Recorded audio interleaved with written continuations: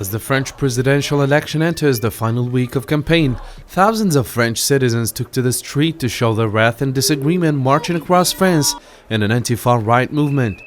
Here we go, seeing this Macron-Le Pen second round which is established, it scares me.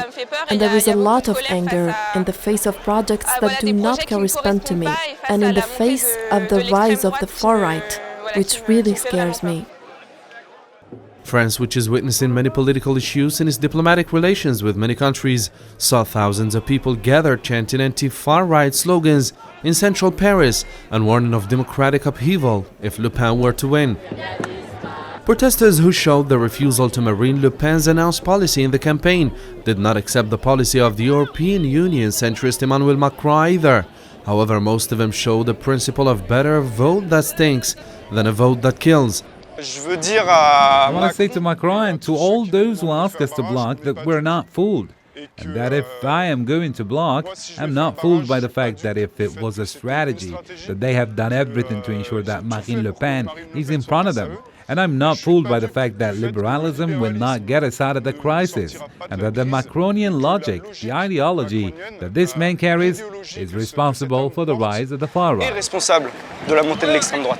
Manifestors had many clashes with police and security forces, who fired tear gas to disperse the crowds gathered in several French cities. Most protesters in streets stated that their proclamation is for the protection of their freedom, economy and climate matters, explaining that the reach of Le Pen to power will be a great regression to their country.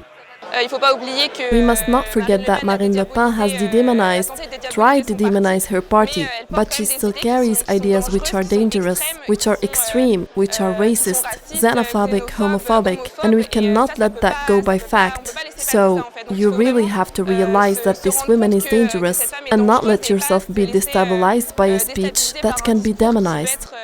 Anti-far right protesters were in different regions of France, including Marseille, Lyon and the capital Paris, making it clear that neither Le Pen nor Macron are the right people for the highest position in France.